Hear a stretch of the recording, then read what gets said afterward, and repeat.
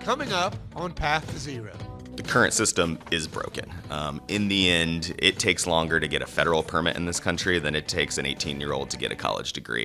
Welcome to Path to Zero, the podcast about clean energy and the journey toward a low-carbon future. Your host is Tucker Perkins, President and CEO of the Propane Education and Research Council. Now, here's Tucker. Hello, and welcome to Path to Zero. As the conversation around energy continues to evolve in Washington and beyond, a big part of the focus is on how policy can actually support innovation. Our guest in this episode is right in the middle of that conversation, as the CEO of ClearPath, Jeremy Harrell, is at the forefront of the conservative clean energy movement. ClearPath is helping shape a more pragmatic, bipartisan approach to clean energy solutions. Jeremy, we're so looking forward to this conversation on our special edition of Path to Zero, Sarah Week. So thanks for being here. Thank you for having me. We could talk about a lot of things, but let's just start by talking about ClearPath, maybe what you do, what ClearPath does, and maybe eventually talk to us about how you define conservative issues and how you think about clean energy. It's a very broad term. Yeah, ClearPath's a unique organization. So we're a conservative clean energy advocacy organization, and our mission is to accelerate American innovations to reduce global energy emissions. And we work across the power sector, heavy industry, and agriculture sector. So how do we catalyze and drive forward new technologies like advanced nuclear, geothermal, long-duration energy storage, as well as building blocks of the global economy like cement, steel, fertilizer in an affordable and lower emissions way. And we come at this kind of uniquely from the conservative perspective. So a focus on innovation rather than regulations, and markets over mandates. And so how do we empower private sector investment into these technologies from the early stages, research and development, all the way to the U.S. exporting these technologies and impacting the global picture. Yeah, great. So I take it that people who are members and constituents, I guess for lack of a better word, they can be all of those things. They can be providers, they can be users, industry, utilities. And then at the end of the day, once you kind of reach a strategic plan, you're working to get your ideas through Congress, get some funding, maybe clear the way, right? So we're unique. We don't have members, but we operate like a business. Right. So we look for barriers to private sector development, how federal policy or in some cases state policy are getting in the way or unnecessarily slowing things down, and we tackle those in a collaborative way. So we're philanthropic funded, so no members, we're not a trade association, but we have all the tools in the advocacy tool belt. So like a think tank, major data, research, analysis. We combine that with message testing and polling. So when we work with policymakers, we tell them how to talk about it in DC as well as back at home. We build bipartisan coalitions with industry partners, with tech startups and traditional companies, and other NGOs, even labor in some cases. And then ultimately we lobby and advocate to get it across the finish line. So it's really a soup to nuts policy approach. Yeah, excellent. And so today, let's kind of big picture, where do you see some of the technologies, I mean, not just energies, but also technologies that are particularly promising as you look over the next, 3 to 5 maybe? Yeah. We're in an incredible moment in this country. After more than 2 decades of effectively stagnant demand, this drive, this increased electricity demand being pushed by AI, data centers, a focus on onshoring more American manufacturing, and general electrification of the economy is changing the paradigm. We're seeing investors' risk appetite change dramatically because they know we need more electrons. And so technologies like nuclear, like enhanced geothermal, even fusion, are getting more and more attention, and I think we're in this unique moment. We're in deployment land, and we're going to see this new American technologies really take off and be leading technology offerings for the globe. You leave out solar and wind, which has kind of been a real hot topic, particularly in D.C., particularly as we segregate wind into onshore, offshore. Mm-hmm. You got strong views on the future of solar, wind, both on and offshore? We support an all of the above energy strategy. In the end, we think this country needs every electron that we can put on the grid. But our innovation focus means we're trying to catalyze early stage technologies. Mm-hmm. So solar and wind, significant part of the grid already today.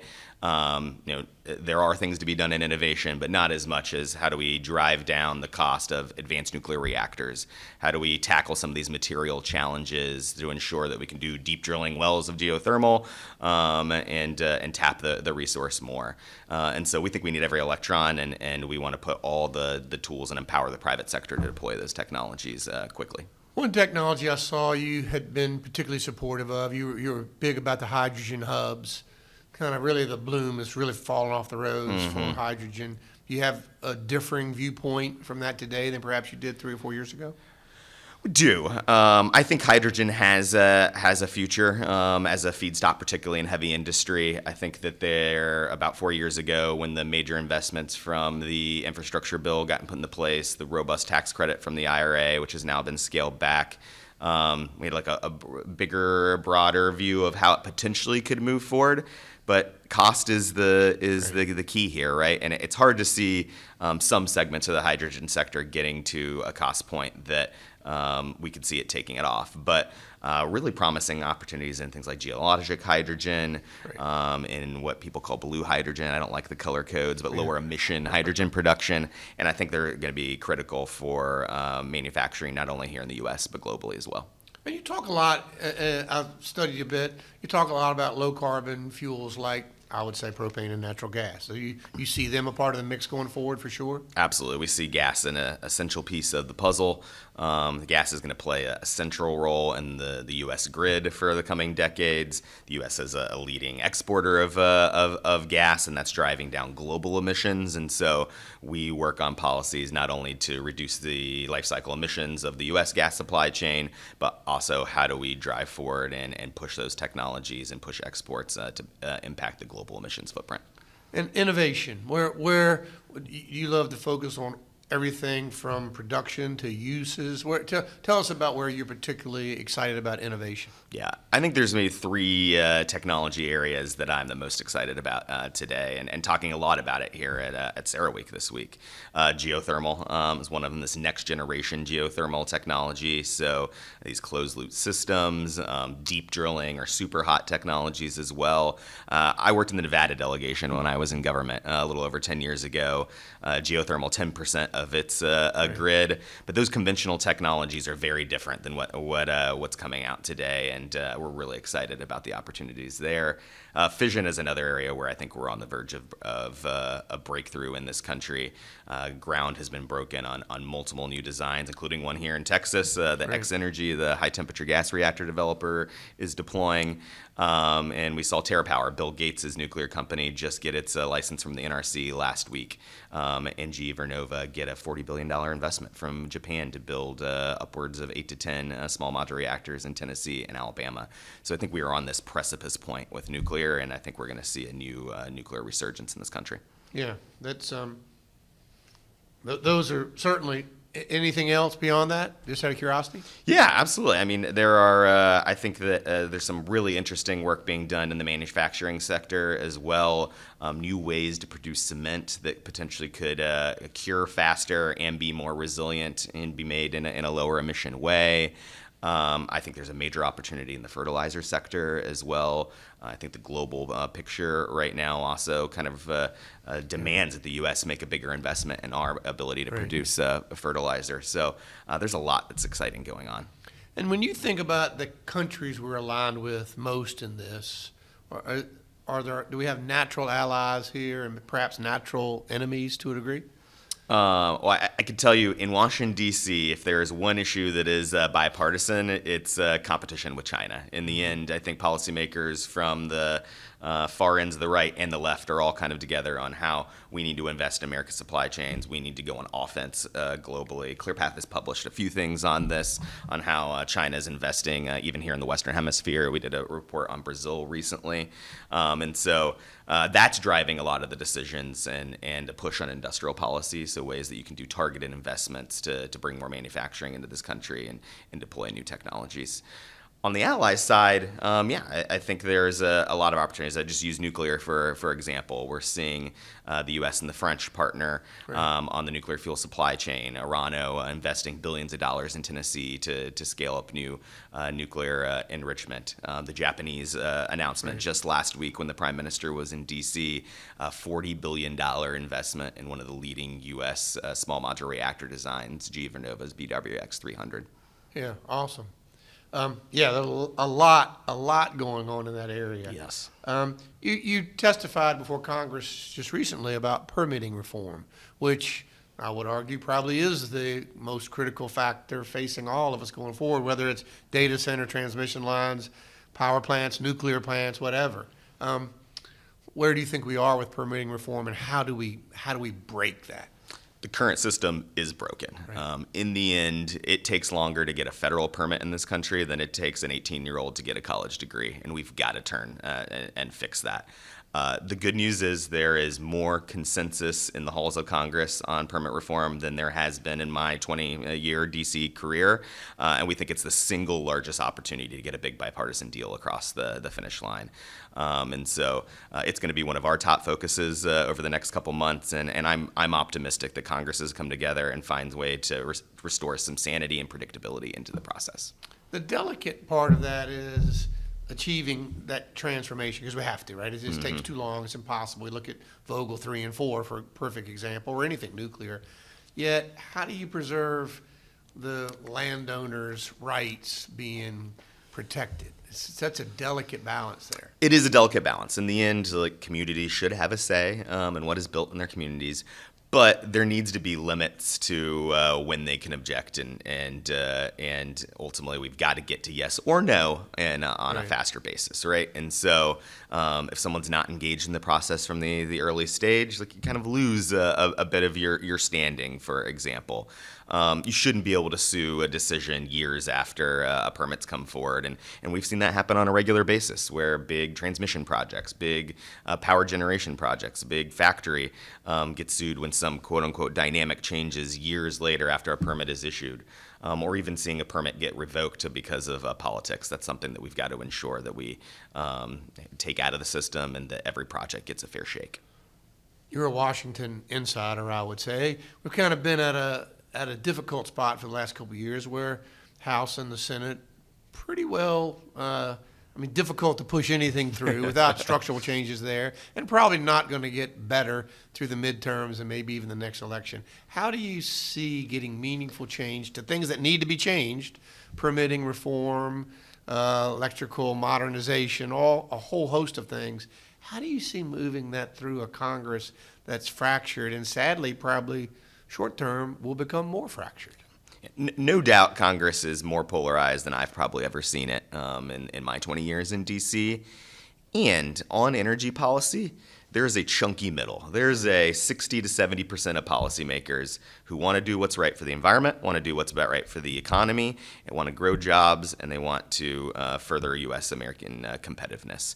And so I think you're going to see this kind of chunky middle group of members and United States senators come to a big deal on things like permit reform, because we can't delay. We can't let our partisan differences get in the way of U.S. competitiveness.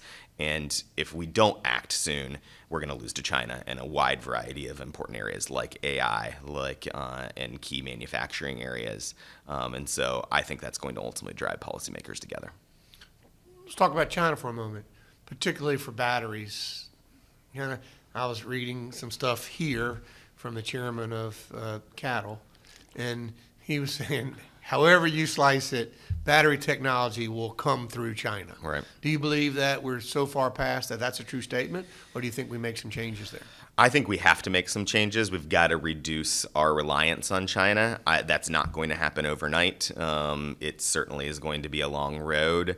But I think it's one of the areas you've seen the Trump administration get the most aggressive is in the minerals, critical minerals, mining, You believe and ultimately battery manufacturing. You believe we can mine again in this country? Absolutely. Yeah. We have have to. And we need to work with some of our key partners globally because in the end, we do have limitations on what's below our feet. And so we should produce here. We should find the partnerships to ensure that we can process and ultimately get the final product that we need for the U.S. economy. And we should maximize those resources. We need to invest more in R&D and recycling and things like along those lines too. Going back to allies, natural or evolving, is Canada an ally? Absolutely. I'll use a great example on the nuclear side. I mean, we get significant amount of uranium for our nuclear fuel in the U.S. from Canada. I was referencing that BWRX 300 GE small modular reactor. The very first one is being built in Canada, and then the next 9 or 10 are going to be built here in the United States. And so I think that partnership is going to be critical in a wide variety of technology areas. I think it's critical in gas, too. You mentioned Brazil. Brazil an ally?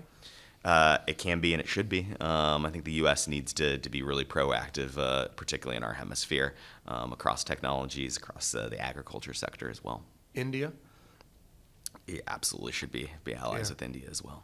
Should be, but it's situational, isn't it, with India? Yeah, interesting. And for me, as I kind of see, the events in the Middle East and think about not only their short-term impacts, but the long-term impacts, it does look like there's a world order beginning to form that's clearly, oddly enough, would be the U.S., Japan, South Korea, clearly, France, and lots of Europe coming towards our way. Venezuela, perhaps, quickly shifting. But some countries are on the fringe. India, Brazil, I would argue.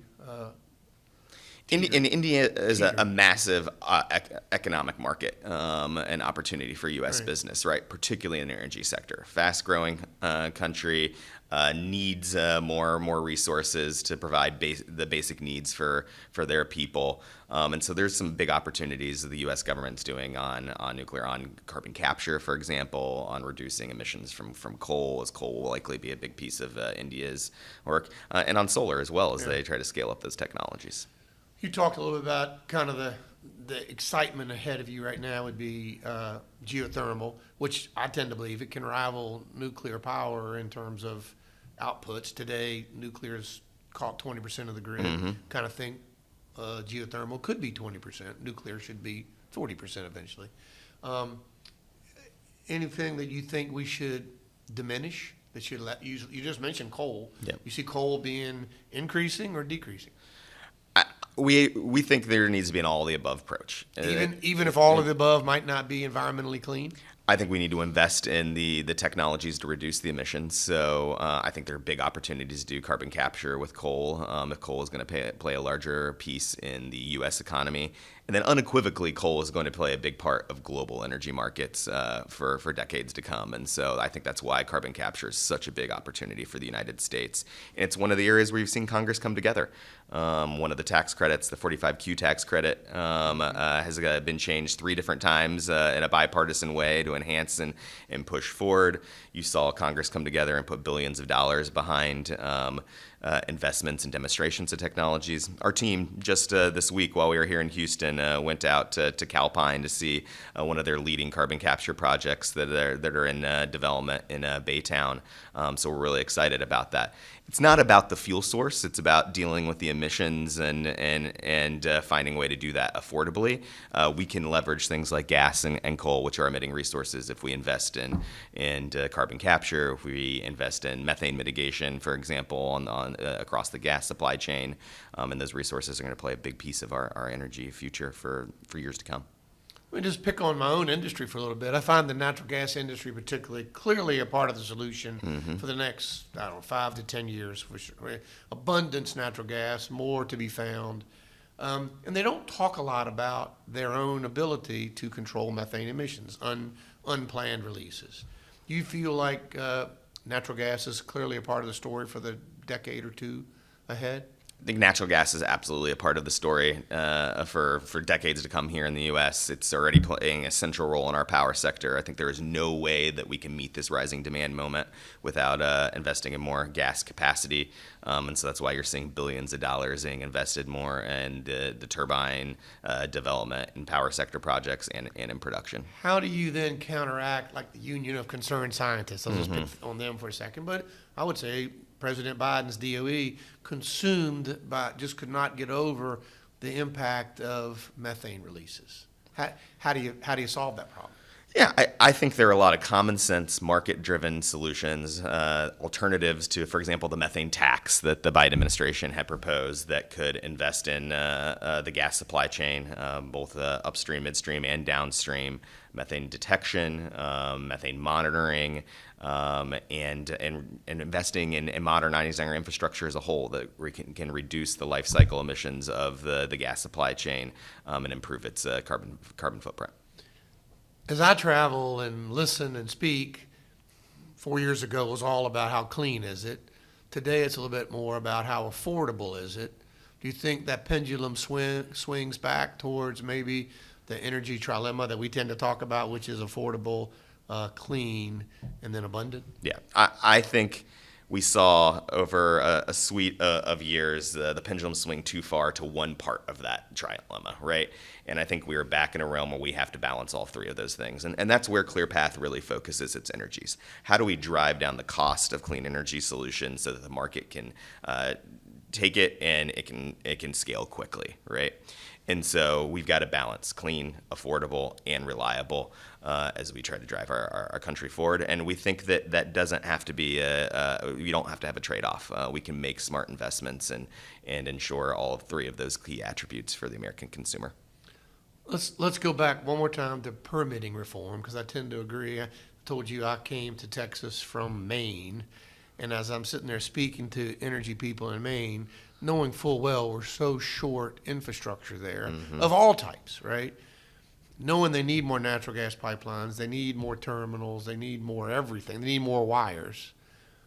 Do you think that there is a world in which our governments, state, local, federal, could ever really get to a point where we allow pipelines to be built again to create that investment climate where investors are willing to invest into 10-year horizon multi-billion-dollar projects? Can you see that we break through this logjam? We don't have an alternative. Yeah. We need every resource at our hands to meet this moment. And so I think that's going to be an essential piece of a permit deal that does get done this year. I think you're going to see it clear the way to build out more transmission lines and find ways to deal with some of the struggles and frictions we have with our federalist system on that. I think we're going to see significant reforms on the pipeline side, Clean Out Water Act reforms. We've seen Democratic governors, particularly in the Northeast, weaponize that process to block pipelines. I think you're going to see folks scale that back. And that's important for all kinds of different infrastructure. It's not just pipelines. It's also for transmission and other Right. It's about all that infrastructure Absolutely. that energy needs. Absolutely. Because no matter which way you go, whether you go underground or I love to talk about the 3D energy grid, above ground, below ground, and the trucks and rails that are in the middle.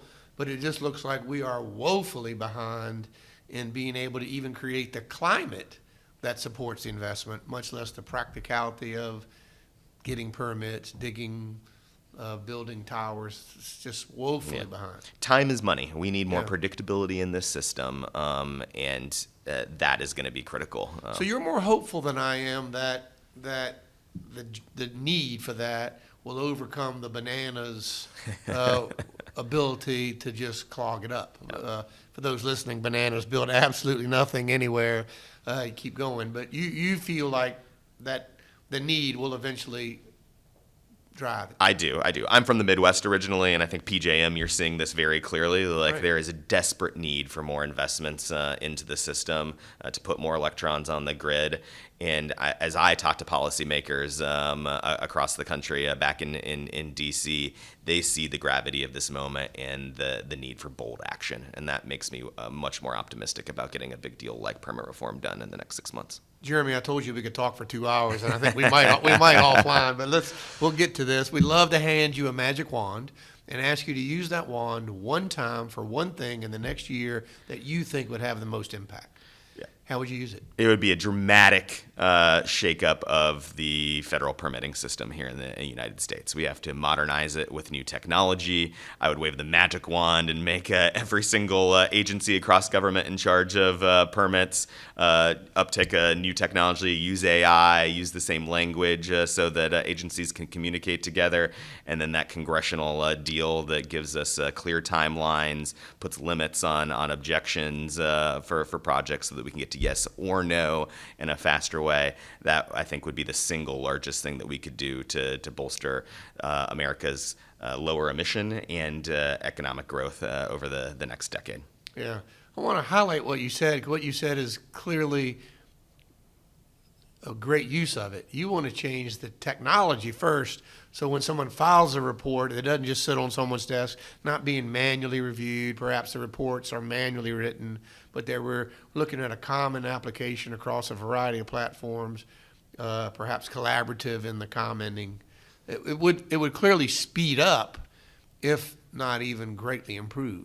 You would be baffled to know that many of the tools that our federal agencies are using today is the same technology we were using in the 80s and 90s. Yeah. Still passing back PDFs that were scanned. I think there's an immense opportunity to use new technology here that will give us significant gains in predictability in the process. Microsoft here at CERAWeek had a demonstration of how their model is working with the Nuclear Regulatory Commission, and project you could maybe increase a review of license applications by reduce it by 80%, and that's incredible, without losing any of the diligence in the review. Do you feel like the agencies executing the review want that level of innovation, or are they in fact biased to maintain status quo? I think folks are frustrated, and I want to give this administration kudos. They've made it a central priority of how they are going to modernize government, and I think it's a really unique moment in time that we can shake it up and really position our country for the better in the long run. I do think also they've given you a highlight into the window of how hard it is to change. Absolutely. They're very good about stating the need for change, maybe suggesting the reasons why, but you also see the immediate reactions to status quo, even when status quo was woefully inadequate. Absolutely. Yeah, it's been- Turning the super tankers hard. It's been interesting. Yep. All right, we love to plant a tree in a national forest in honor of your time, your expertise, the conversation today. Is there a place you'd like us to go? Well, you're very kind. I very much appreciate that. I do have a place, Apache National Forest in eastern Arizona. So when I worked on Capitol Hill, I had overseen the Wallow Fire that occurred there. It was devastating for those communities, and I really saw firsthand the impact that type of thing had in the community. And so I've got a kind of a special place in my heart for that White Mountains of eastern Arizona. Well, our producer, Russ Ray, nothing he loves better than going to Arizona to plant trees. So that will make him, he's an Arizona native and loves it. So it's great. Thank you. Before we go, anything else you want to talk to us about, maybe what you're doing personally, what ClearPath is doing, something that's happened exciting for you here at CERAWeek? Yeah, I would stay tuned over the next month and a half here. I think you're going to see some incredible private sector action in key technologies like advanced nuclear, in geothermal. We're in this incredible moment for this country, and I think we're really going to see things accelerate. I'd urge folks to visit us at clearpath.org. Our team does an incredible job doing a weekly newsletter that's called The Rundown. It highlights what's happening in Washington, D.C. and what's happening in the energy sector on the private side. It's a good every Friday morning, see what's some of the most exciting things happening in innovation. And I would really encourage you to look out here in the next two months. Some of the private sector conversations I was having here in Houston make me really optimistic about some big deals that are coming together. Great. I would agree. Clearpath.org, right? Exactly. That's where you go to find more. Jeremy, thank you so much for being with us, and thank you for being on Path to Zero. Yeah, thank you for having me, and thanks for your leadership in this sector.